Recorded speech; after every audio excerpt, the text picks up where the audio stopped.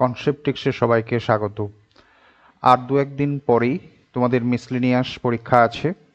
তো সেই পরীক্ষার আগে আমি আমার কিছু পছন্দের ম্যাথামেটিক্সের কোশ্চেন নিয়ে তোমাদের জন্য আলোচনা করে দিচ্ছি।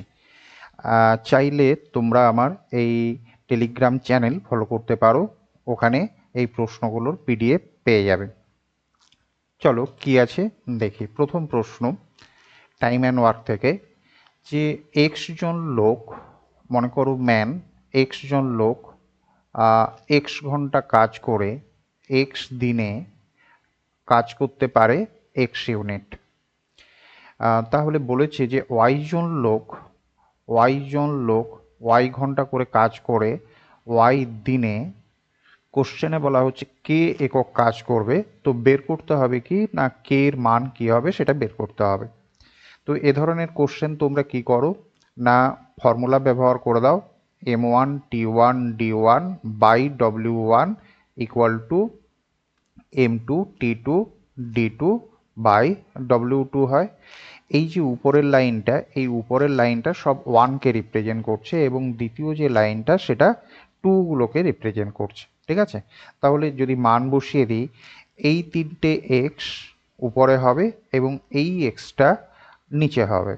তো x into x into x, নিচে আর একটা এক্স, এবং ইকুয়াল টু একই রকমভাবে এই তিনটে ওয়াই কী হবে, উপরে হবে, Y into Y into Y, নিচে কি হয়ে যাবে, কে হয়ে যাবে।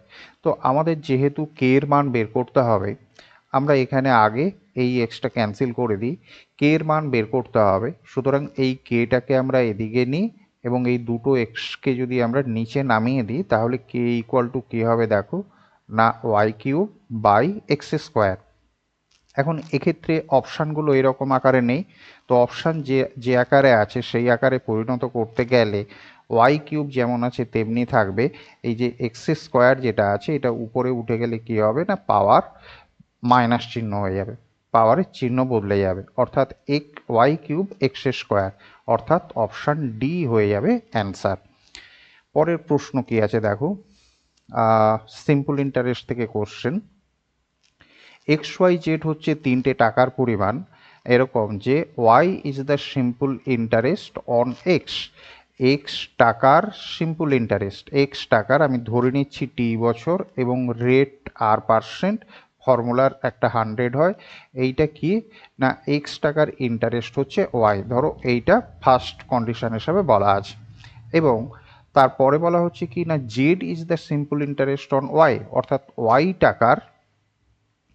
টাকার এই একই টাইম এবং একই রেটের ইন্টারেস্ট কি হচ্ছে না, জেড হচ্ছে। এখন এই দুটো যদি কন্ডিশন হয় তাহলে এই অপশানগুলোর মধ্যে কোনটা আমরা ঠিক পাবো। দেখো দুটো কোশ্চেনের মধ্যে কি আছে, টি ইন্টু আর বাই 100,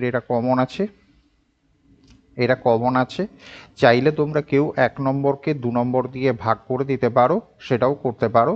আমি এটাকে এরকম করছি যে T into R by 100 equal to কী হচ্ছে না, ওয়াই বাই এক্স হচ্ছে। এবং এটার থেকে আমরা কি পাবো দেখো, টি ইন্টু আর বাই 100, এখানে পাচ্ছি আমরা জেড বাই ওয়াই।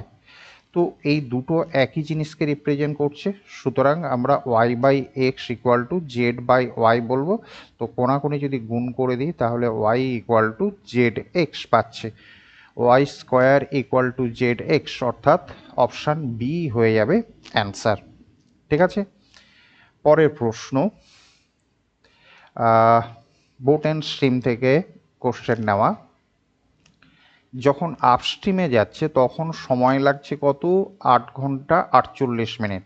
চলো 8 ঘন্টা 48 মিনিটকে যদি আমরা ঘন্টায় পরিণত করে নিই তাহলে 8 পূর্ণ 48 বাই 60, এটাকে ক্যান্সেল করলে এটা হবে 4, এটা হবে 5, তার মানে কত হচ্ছে দেখো 44 বাই 5 ঘন্টা হচ্ছে। ঠিক আছে, আচ্ছা, তো আপস্ট্রিমে যেতে এত সময় লাগছে এবং it takes 4 hours to cover the same distance running down stream.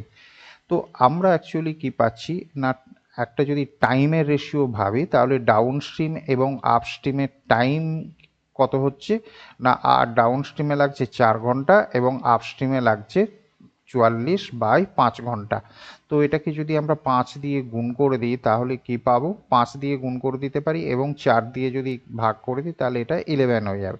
That is 5:, দেখো 11, এটা হচ্ছে টাইম রেশিও। তো টাইম রেশিও থেকে আমরা স্পিড রেশিওতে চলে যেতে পারি। স্পিড রেশিও তাহলে কি হয়ে যাবে না ইনভার্স হয়ে যাবে, 11:5। এটা কিসের স্পিড না ডাউন স্ট্রিমের স্পিড যদি 11 হয় তাহলে আপ স্ট্রিমের স্পিড কী হবে 5 হবে।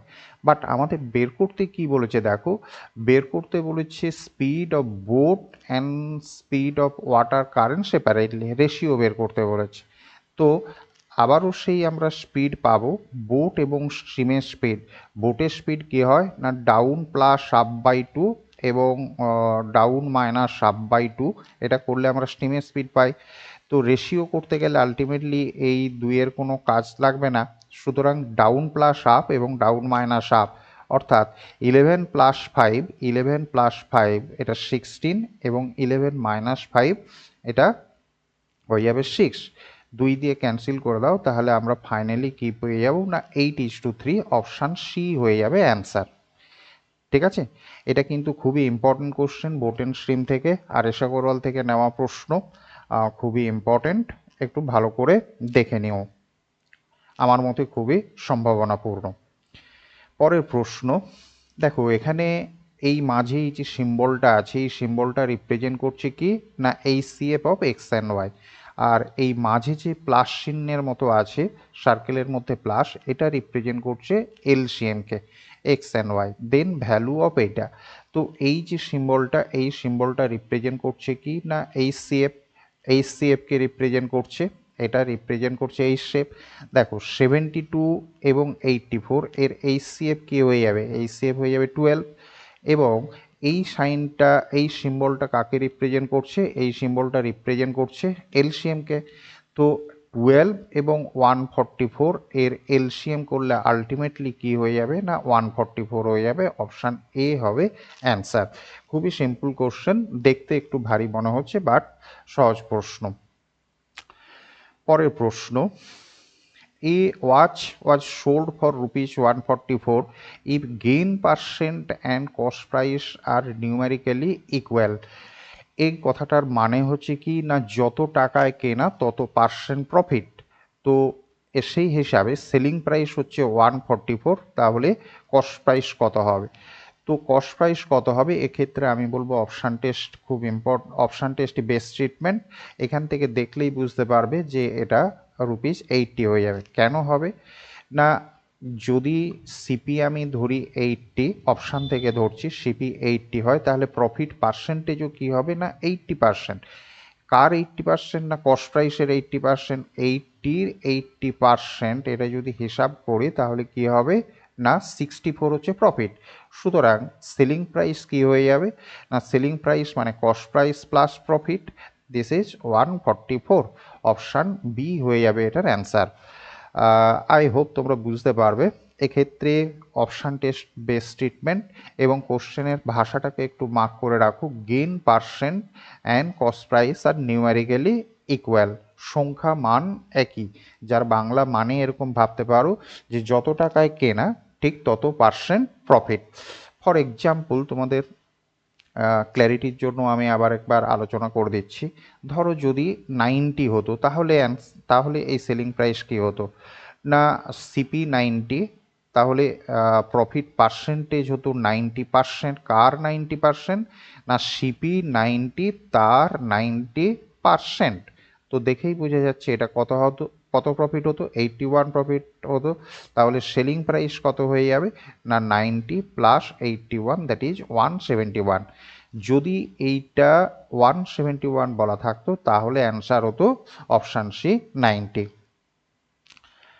পরের প্রশ্ন, অনু spend 90% of her income, expenditure increases by 25% and saving increase by 30%, then what percent does salary increases?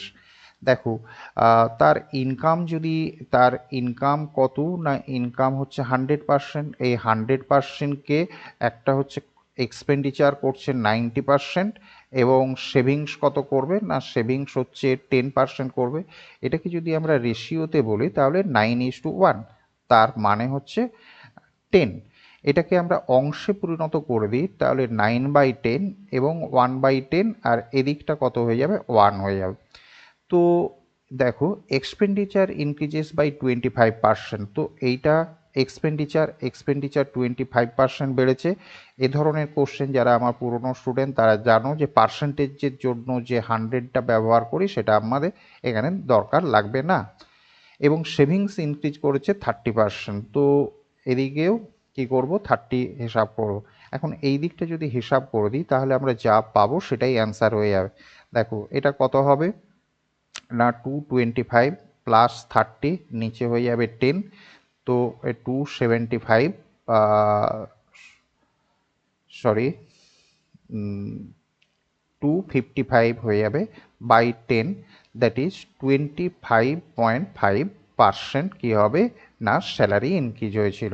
ঠিক আছে, এই ধরনের কোশ্চেনকে এই ভগ্নাংশের আকারে পরিণত করে নিলে ক্যালকুলেশন খুব সংক্ষেপে হয়ে যায়। ঠিক আছে, যারা আমার পুরনো স্টুডেন্ট তারা নিশ্চয়ই বুঝতে পারছো। চলো, এটাও কিন্তু খুব ইম্পর্টেন্ট কোশ্চেন এবং খুবই কমন কোশ্চেন, বহুবার এটা রিপিট হয়েছে এবং বলা যায় না মিসলেনিয়াসেও থাকতে পারে।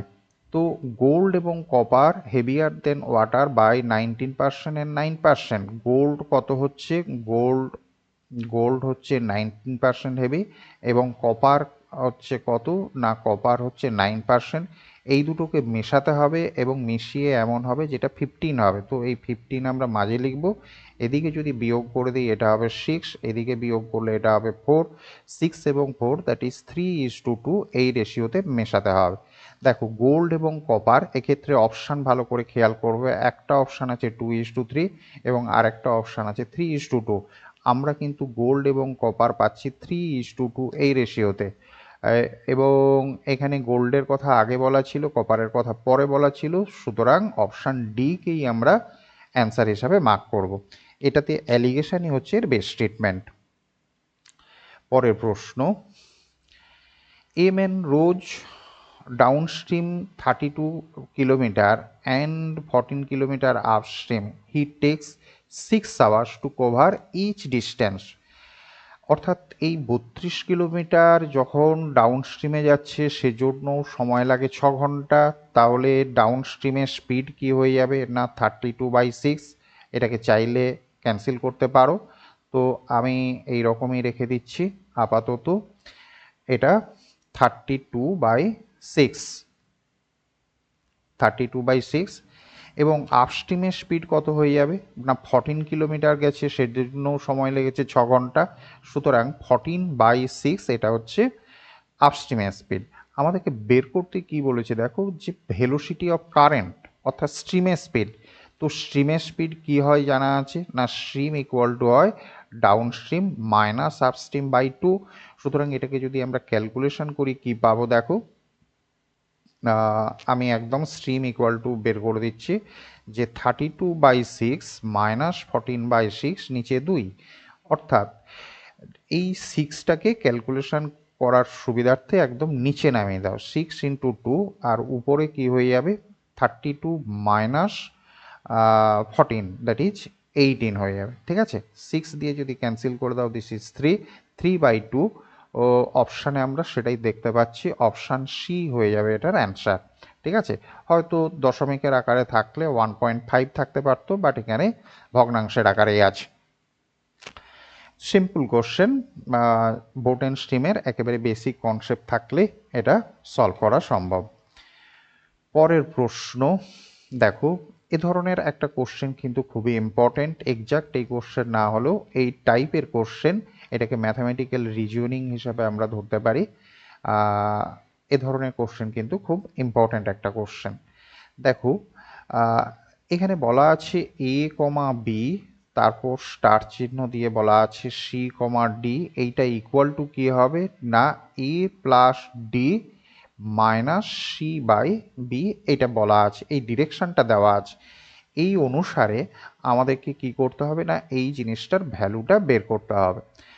এই যে জিনিসটা দেওয়া আছে সেখানে এই 5/6 কি হয়ে যাবে, সেখানে এই 5/6 হচ্ছে এ বুঝাবে, 2/7 যেটা সেটাকে বি বুঝাবে, এবং 3/7 এটা হচ্ছে সি বুঝাবে, এবং 2/3 যেটা সেটা হচ্ছে ডি বুঝাবে। তো আমাদেরকে কি দেওয়া আছে দেখো, এই ডিরেকশন অনুসারে যদি কাজ করতে হয় আমাদের এ প্লাস ডি, এ প্লাস ডি, এ বলতে 5/6, ডি বলতে 2/3, মাইনাস সি দ্যাট ইজ 3/7, আর নিচে হচ্ছে বি, বি মানে কত না 2/7 আছে। তো এই দুটো যদি আমরা যোগ করে দিই তাহলে 6 হচ্ছে এলসিএম, দ্যাট ইজ 5 প্লাস এটা হয়ে যাবে 4, এবং মাইনাস এখানে আমরা কি হবে দেখো 7 ক্যান্সেল হয়ে 3/2 পাচ্ছি। তো এটা হচ্ছে 9/6, 9/6 মানে আলটিমেটলি আবার 3/2 মাইনাস 3/2, তো ফাইনালি আমরা কি পাচ্ছি 0 পাচ্ছি। অপশান বি হয়ে যাবে এটার অ্যান্সার। ঠিক আছে, ম্যাথামেটিক্যাল রিজনিং টাইপের কোশ্চেন এবং এ ধরনের একটা কোশ্চেন থাকাটা খুবই সম্ভাবনাপূর্ণ। দেখো, a reduction of 20% in the price of egg enables a person to purchase 12 more for ₹15।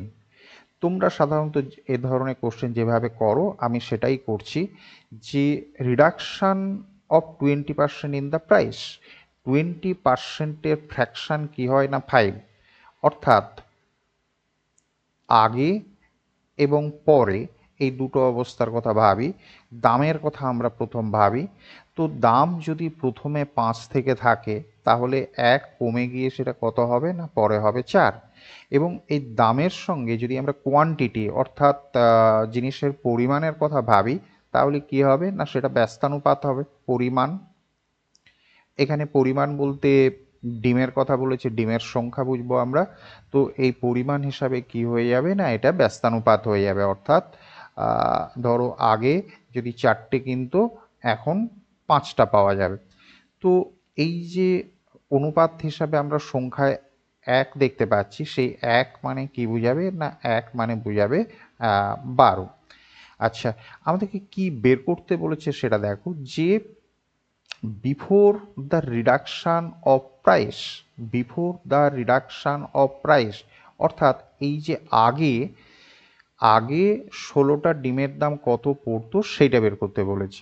ঠিক আছে, তাহলে আগে কতগুলো কিনতো সেটা আমরা বের করি। আগে কতগুলো কিনতো না আগে এই 4 কিনতো। ঠিক আছে, তো এই 4 বলতে কত বোঝাবে তাহলে না 48টা বোঝাবে। আগে 48টা ডিম কিনতো এবং সেটা কত টাকায় না এই যে কোশ্চেনে বলা আছে 15 টাকায়। আগে 48টার দাম ছিল 15 টাকা, এটা ঠিক আছে। তো বের করতে বলেছি কি না 16টা ডিমের দাম আগে কত ছিল, তাহলে 48টার দাম যদি 15 টাকা হয় 16টার দাম কত হবে না এদিক থেকে দেখেই বোঝা যাচ্ছে এটা 3 ভাগ হয়েছে, সুতরাং এদিকেও আমরা 3 ভাগ করব, কি বলবো না 5 টাকা দাম ছিল আগে। অপশান বি হয়ে যাবে এটার অ্যান্সার। ঠিক আছে, আচ্ছা পরের প্রশ্ন, পরের প্রশ্ন দেখো, কম্পাউন্ড ইন্টারেস্টের কোশ্চেন, খুবই সহজ প্রশ্ন। সমস্ত প্রশ্ন যে কঠিন হবে তা নয়, সহজ প্রশ্ন তো অনেক থাকবেই। আমার ধারণা এরকমের একটা কম্পাউন্ড ইন্টারেস্টের কোশ্চেন থাকতেই পারে। A sum of money doubles itself at fixed compound interest per annum in n years। ধরো আমি ছবি এঁকে দিচ্ছি, ছবি এঁকেই সলভ করে দিতে পারবে। এইটা যদি এন বছর হয় তাহলে কি হবে না তুমি 100 টাকা রাখলে এটা এন বছরে 200 টাকা হবে। কোশ্চেনে বলা হচ্ছে কি না how many years will it become 4 Times, অর্থাৎ এই যে 100 টাকা সেই 100 টাকা 400 টাকা হতে গেলে কত সময় লাগবে, 4 গুণ মানে 400 টাকা হতে হবে। তো বছরের এন বছরের দ্বিগুণ হচ্ছে এই n বছরে দ্বিগুণ হচ্ছে। আমি যদি 200কে আবার দুগুণ করি তাহলে কত হয়ে যাবে না 400 হয়ে যাবে, এবং সেজন্য তাহলে আবার n বছর সময় লাগবে, অর্থাৎ মোট কত সময় লাগবে। এখানে কিন্তু তোমাদের ভুল হয়ে যাওয়ার চান্স খুব আছে যে তোমরা কেউ n স্কোয়ার করে দেবে, বাট n স্কোয়ার না, প্রথমের n বছর এবং তারপরের n বছর, অর্থাৎ 2n বছর সময় লাগবে। অপশান সি হবে অ্যান্সার। 3n বা 3n স্কোয়ারের কোনো চান্স এক্ষেত্রে নেই। খুব সিম্পল কোশ্চেন, এ ধরনের কোশ্চেন কিন্তু থাকতেই পারে। পরের প্রশ্ন, এবং আপাতত এটাই শেষ কোশ্চেন। দেখো কি আছে, একটা পরীক্ষায় যদি কোশ্চেন ঠিক করো তাহলে 4 নম্বর পাওয়া যাবে, কিন্তু যদি ভুল হয় তাহলে কি হবে না 1 মার্কস করে কাটা যাবে for every wrong answer. A student attempt 75 question, মোট 75টা কোশ্চেনের সবগুলোই অ্যান্সার করেছিল, এবং অ্যান্সার করে ফাইনালি কত পেয়েছে 125 পেয়েছে। তাহলে কতগুলো বলেছে যে number of questions he attempt correctly, কতগুলো কোশ্চেন ঠিক করেছে সেটা বের করতে বলেছে। এখন চাইলে তোমরা অপশান টেস্ট করতে পারো, বাট আমি অপশান টেস্ট করার কথা বলবো না, কোশ্চেন সলভ করলেই বরং সময় কম লাগবে। ধরে নাও এক্ষেত্রে এই যে 75 কোশ্চেন ছিল, সমস্ত কোশ্চেন ঠিক করেছে।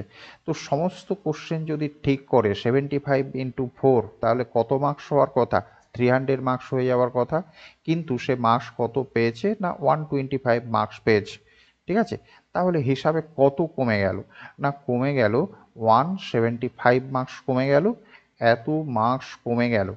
এখন দেখো একটা কোশ্চেন যেটাকে ঠিক হবে বলে ধরে নেওয়া হচ্ছিল, ধরো দুটো কোশ্চেন বলছি যে ঠিক হবে বলে ধরে নিচ্ছিলাম, তাহলে 8 পাওয়ার কথা ছিল, বাট যদি ভুল হয় তাহলে এই 4 তো পাওয়া যাবেই না, বরং যেটা পাওয়া নম্বর তার থেকেও আরও 1 কমে যাবে, অর্থাৎ 4 মাইনাস তো হবেই, এবং আরও এক মাইনাস হবে, অর্থাৎ 8 মাইনাস 5। একটা কোশ্চেন ভুল হওয়ার জন্য কি হবে না 5 নম্বর মাইনাস হয়ে যাবে। কেন না আমি ধরে নিচ্ছিলাম সমস্ত কোশ্চেন ঠিক হবে, তাহলে যেটাতে 4 পাওয়ার কথা ছিল সেই 4 তো পাওয়া যাবেই না, এবং যেগুলো পাওয়ার নম্বর তার থেকে 1 কমে যাবে। সেই জন্য কি হবে, প্রত্যেকটা ভুলের জন্য 5 করে কমবে। তো 175কে যদি 5 দিয়ে ডিভাইড করি তাহলে আমরা 35 পাবো। এই 35টা কি না রং অ্যান্সার করেছে, 35টা কোশ্চেন ভুল করেছে, বাট আমাদের বের করতে বলেছে কারেক্ট কটা করেছে। তো টোটাল কোশ্চেন 75, তাহলে কারেক্ট কোশ্চেন কত হবে না কারেক্ট কোশ্চেন হবে 75 থেকে 35 মাইনাস করব, অর্থাৎ 40 number of question correctly attempt করেছে। ঠিক আছে, তো আমার মতে এটাই বেস্ট ট্রিটমেন্ট। কেউ যদি চাও সে এক্স ধরতেই পারো, যদি আমি বুঝিয়ে দিচ্ছি যাদের এটা বুঝতে অসুবিধা হয়, অনেকের অসুবিধা হয় আমি দেখেছি, তো চাইলে এক্স ধরে নিতে পারো। ধরো এক্সটা কোশ্চেন ঠিক করেছে, তাহলে কত পাওয়ার কথা না 4x মার্কস তার পাওয়ার কথা। এখন ওয়াই ধরতে যাবে না, টোটাল যেহেতু 75 কোশ্চেন, তাহলে ভুল করলে কত হবে না 75 মাইনাস এক্স, এতগুলো প্রশ্ন ভুল হবে, এবং প্রত্যেকটার জন্য 1 নম্বর করে কি হবে মাইনাস হয়ে যাবে। তাহলে ফাইনালি কত মার্কস পাওয়া যাবে না 4x minus 75 minus x into 1, এইটা যেটা সেইটা কত নম্বর হয়েছে না 125 হয়েছে। তো এইটাকে যদি সমাধান করো তাহলে এক্স ইকুয়াল টু সরাসরি 40 পেয়ে যাবে। ঠিক আছে, চাইলে কেউ অ্যালিগেশনও করতে পারো, বাট এ ধরনের কোশ্চেন আমার মতে এরিথমেটিক্যালি ট্রিটমেন্ট করে দেওয়া সবচেয়ে ভালো। তো আমি এতে 12টা কোশ্চেন আলোচনা করলাম, এর পরের ভিডিও খুব তাড়াতাড়ি আমি আপলোড করব, তাতেও আরও 12-13টা কোশ্চেন থাকবে, এবং তোমরা পরীক্ষা দিতে যাওয়ার আগে খুব কুইক রিভিশন একবার করে নিতে পারবে। ভিডিওর স্পিড একটু বাড়িয়ে দেখে নিও, তাহলে খুব বেশি সময় লাগবে না। Thank you.